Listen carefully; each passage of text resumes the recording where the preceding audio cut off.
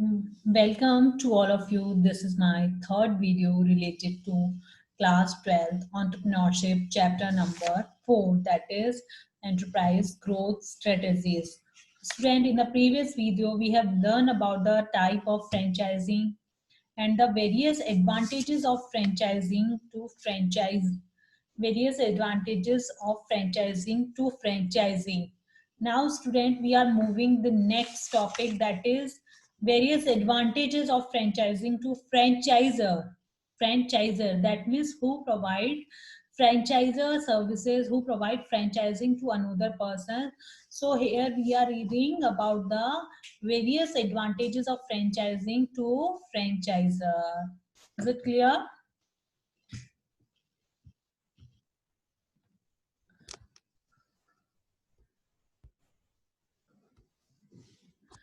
The advantages of a franchisor gains through franchising are related to expansion risk, capital requirement, and the cost advantages that result from expensive buying power. It is clear from the subway example that Fred De Luca would not have been able to achieve the size and scope of business without franchising it. In order to use franchising as an expansion method, the franchisor must have established value and credibility that someone else is willing to buy.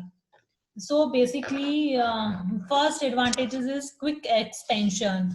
एक यदि business की हम बात करें, यदि single business और entrepreneur की बात करें, तो उसके लिए एक्सपैंड करना अपने बिजनेस को इतना इजी नहीं होगा जितना वो with the help of franchising कर सकता है.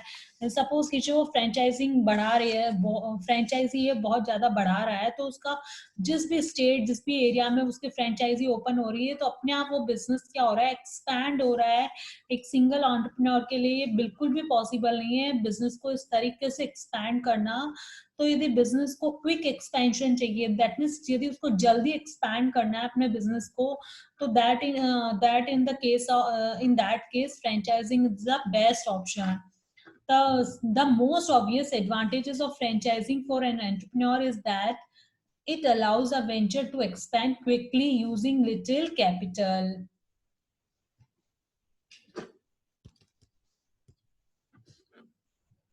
आगे देखते हैं, franchisor can expand A business nationally and even internationally by authorizing and selling franchisees in selected location. The capital necessary for this expansion is much less than it would be without franchising.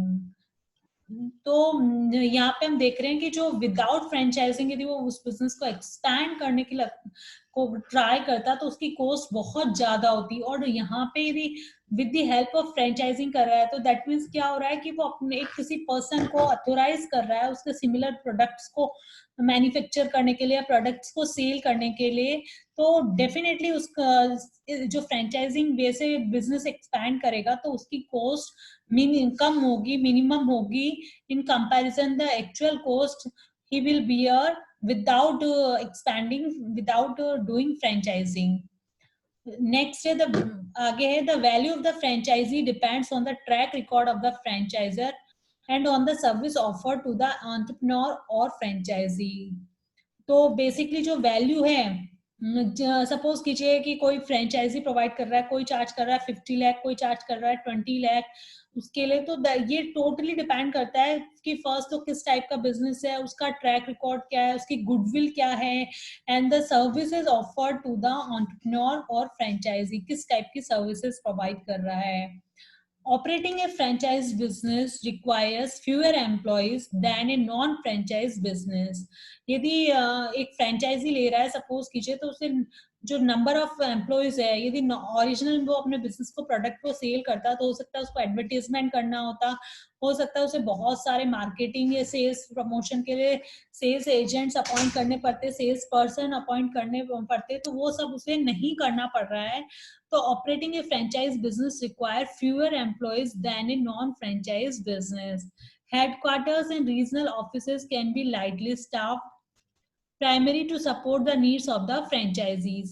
This allows the franchisors to maintain low payroll and minimizes personal issues and problems. तो इस case में आप देखेंगे कि जो human resources requirement है वो भी मिनिमम रहेगी यहाँ पे. Low payrolls and minimise personal issues and problem. That means जो ह्यूमन रिसोर्स है एक ऑर्गेनाइजेशन से रिलेटेड, उससे रिलेटेड कम प्रॉब्लम्स होंगी, कम होगी. अब नेक्स्ट जो पॉइंट है जो फ्रेंचाइजर के लिए बेनिफिट है वो है कोस्ट एडवांटेजेस. जो सेकंड पॉइंट है जो बेनिफिशियल है, एडवांटेजेस है फ्रेंचाइजर के लिए, वो है कोस्ट एडवांटेजेस. किस तरीके से है? The franchisor can purchase supplies in large quantities, thus achieving economies of scale that would not have been possible otherwise. Suppose कीजिए ये फ्रेंचाइजर है, वो सारे जो भी फ्रेंचाइजीज हैं, जो उससे रिलेटेड फ्रेंचाइजीज है, सबको मटेरियल, रॉ मटेरियल खुद सप्लाई कर रहा है. तो जो सप्लायर है वो उससे क्या करेगा, वो फ्रेंचाइजर बल्क में प्रोडक्ट को परचेज करेगा तो उसको बहुत ज्यादा डिस्काउंट अचीव होगा. यदि नॉर्मल केस में होता, अलग अलग सपोज कीजिए अलग अलग जगह से अलग अलग फ्रेंचाइजीज परचेज कर रहे हैं तो उसको डिस्काउंट कम मिलेगा. और यदि एक साथ वो बल्क में परचेज कर रहा है तो उस केस में उसको ज्यादा डिस्काउंट मिलेगा, तो उसके लिए उसको ज्यादा बेनिफिट रिसीव होगा. तो the franchisor can purchase supplies in large quantities, thus achieving economies of scale that would not have been possible otherwise. Many franchise business produces parts, accessories, packaging and raw material in large quantities, then in turn sell these to the franchisees. तो आप यहाँ पे देखेंगे जो franchise business है वो large part में product produce कर रहे हैं, किसी भी प्रोडक्ट से रिलेटेड उसकी एसेसरीज को प्रोड्यूस कर रहे हैं, पैकेजिंग और रॉ मटेरियल में हेल्प कर रहे हैं. तो बेसिकली इससे क्या होगा, जो फ्रेंचाइजी है उसको भी बेनिफिट रिसीव होगा, उसकी भी कॉस्ट क्या होगी, कम लगेगी. The franchisee are usually required to purchase these items as part of the franchisee agreement and they usually benefit from lower prices. एक सपोज कीजिए एक लोकेशन पे 500 मशीन्स बन सकती है और एक जगह के लिए 200 ही रिक्वायर्ड है. तो अब क्या होगा, वो सारी मशीन्स एक ही जगह पे मैन्युफैक्चर हो जाएगी 500 मशीन्स.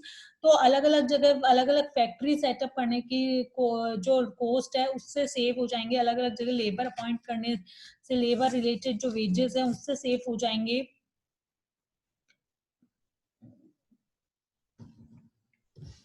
आगे यहाँ पे one of the biggest cost advantages of franchising a business is the ability to commit largest sums of money to advertising. देखो एडवर्टाइजिंग एक बहुत बड़ा चैलेंज रहता है इन फ्रेंचाइजिंग में. तो आप देखेंगे यदि कोई भी प्रोडक्ट है, एक फ्रेंचाइजर जो प्रोडक्ट है, जो एंटरप्रेन्योर जो बेसिकली उस कंपनी का प्रोडक्ट है, तो आप देखेंगे कि यदि एक फ्रेंचाइजर करेगा उसका एडवर्टीजमेंट, उसके लिए जो कॉस्ट है फ्रेंचाइजर बियर करेगा, तो उसका ओवरऑल बेनिफिट सारी जो फ्रेंचाइजीज है, जो फ्रेंचाइजीज बिजनेस है, उनको सबको बेनिफिट मिलेगा.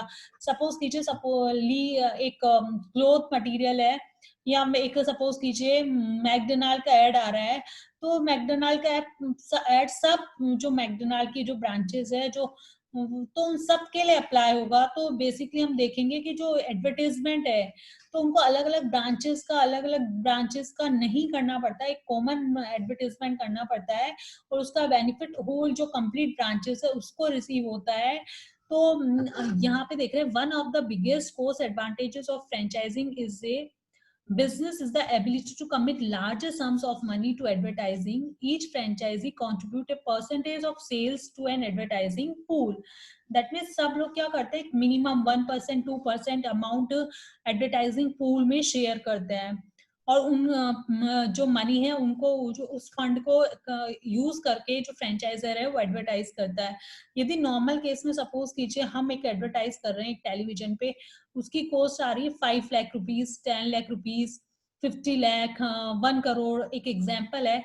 तो और यदि हमारा खुद का बिजनेस है और कोई फ्रेंचाइजी नहीं है तो सारी कॉस्ट हमें बियर करनी पड़ेगी. और फ्रेंचाइजी के अंदर में क्या होगा, सारी कॉस्ट जो डिफरेंट डिफरेंट उसकी फ्रेंचाइजीज है सब थोड़ी थोड़ी अमाउंट उसकी बियर कर लेंगे. तो जो कॉस्ट है वो क्या हो जाएगी, डाइवर्ट हो जाएगी, डिवाइड हो जाएगी, और जो अल्टीमेटली कॉस्ट है वो उनकी सबकी क्या होगी, कम होगी. This pooling of resources allow the franchisors to conduct advertising in major media across a wide geographical area. If the business had not been franchised, the company would have to provide funds for the entire advertising budget. Is it clear? Now we are moving the next topic, that is disadvantages of franchising to the franchisee. That means जिसने franchise ली है, जिसने खुद का business start नहीं करके किसी दूसरे existing business की पॉपुलर ब्रांड की फ्रेंचाइजी ली है, तो उसको क्या बेनिफिट है, सॉरी क्या डिसएडवांटेजेस हैं. Right and the only way of doing things. Right and the only way of doing things simply meaning है, यदि आप ये खुद का ऑन बिजनेस यदि कोई पर्सन स्टार्ट करता है तो वो अपने अकॉर्डिंग उस बिजनेस में यदि कोई भी चेंजेस लेके आने हैं, कोई भी वेरिएशन है तो वो कर सकता है. लेकिन यदि फ्रेंचाइजिंग एग्रीमेंट में तो वो all work related to franchising have been done by according to the instruction of franchiser. Franchiser के इंस्ट्रक्शन के अकॉर्डिंग ही वर्क करना पड़ेगा. जैसा फ्रेंचाइजिंग एग्रीमेंट में वैसे ही वर्क करना पड़ेगा. कभी कभी ऐसा आता है कि दिवाली टाइम में थोड़ा सा 10% ज्यादा डिस्काउंट देंगे तो हो सकता है सारे प्रोडक्ट सेल हो जाए, लेकिन नहीं कर सकते क्योंकि फ्रेंचाइजी एग्रीमेंट में नहीं है या फ्रेंचाइजर का ऑर्डर नहीं है, सब ब्रांचेस यही फॉलो कर रही है, तो हमारे माइंड में आके भी हम कुछ नहीं कर सकते उस केस में. तो entering into A franchising contract limits the degree of freedom for the franchise. As such, one gets an over-guided and over-influenced degree of control exerted by the franchisor. मतलब हर चीज के लिए गाइड करना, हर चीज के लिए इन्फ्लुएंस एक फ्रेंचाइजर करता रहता है. This result in losing the freedom to innovate to some extent. तो इसमें पूरी फ्रीडम खत्म हो जाती है कि वो खुद अपना इंडिविजुअल कुछ कर सके, उसकी फ्रीडम कंप्लीटली खत्म हो जाती है. Continuing cost implications. That means जो उसे मंथली पेमेंट करना है फ्रेंचाइजी को, एक जो मंथली जो रॉयल्टी हम बोलते हैं फ्रेंचाइजर को पे करनी होती है, तो दैट वो कंटिन्यूअसली जब तक वो इस एग्रीमेंट में है 5 year, 10 year, 20 year, 30 year, 40 year, उसे वो अमाउंट हमेशा पे करना है, रेगुलर बेसिस पे करना है. तो कभी कभी ऐसा होता है सिचुएशन कि जो इनिशियल सेटअप वगैरह है तो वो कॉस्ट कब की कवर हो जाती है, लेकिन फिर भी हम वो एक्स्ट्रा अमाउंट पे करते रहते हैं.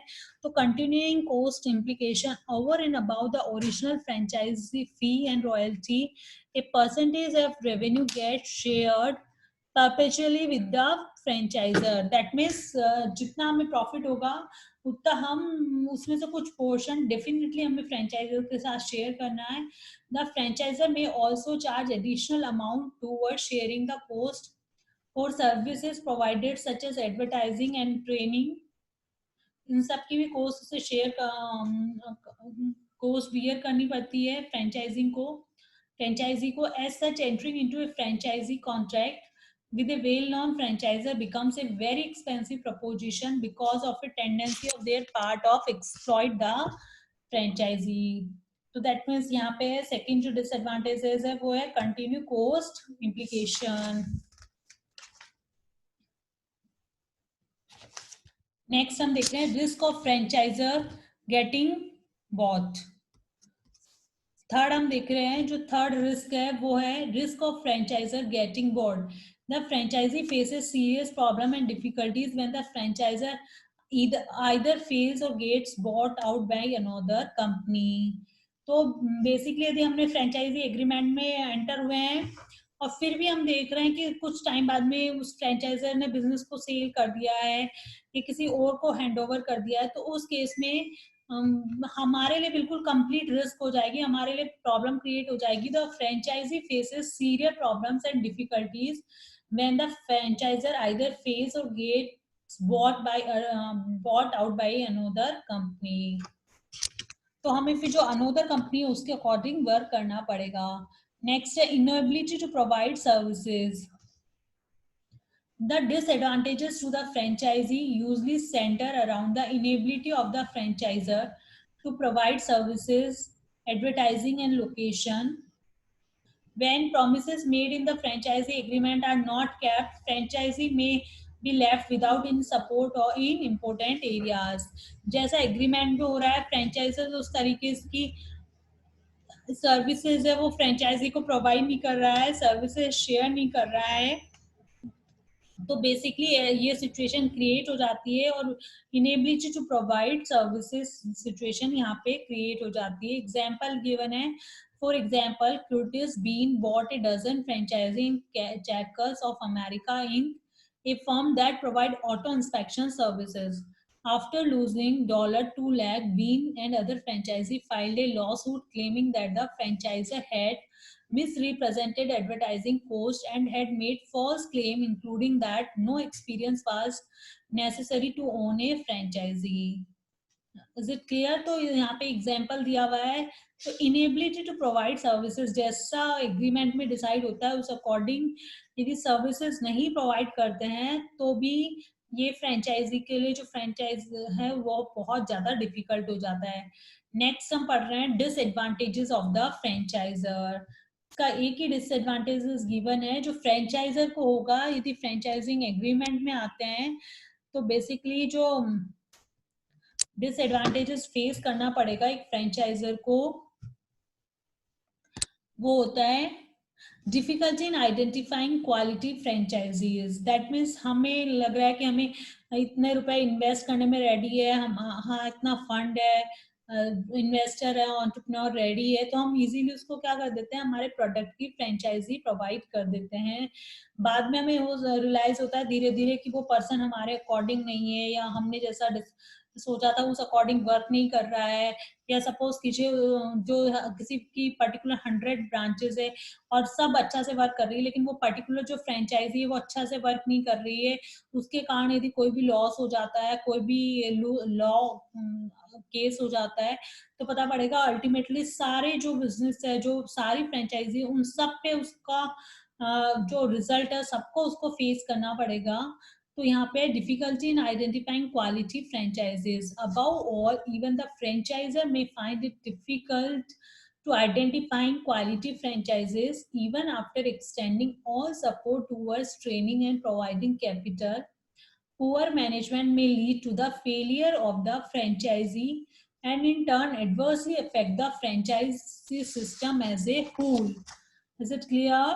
तो स्टूडेंट यहाँ पे हमारे एडवांटेजेस और डिसएडवांटेज जो फ्रेंचाइजर फ्रेंचाइजी को है फ्रेंचाइजिंग एग्रीमेंट के थ्रू हमने वो सब रीड किए हैं.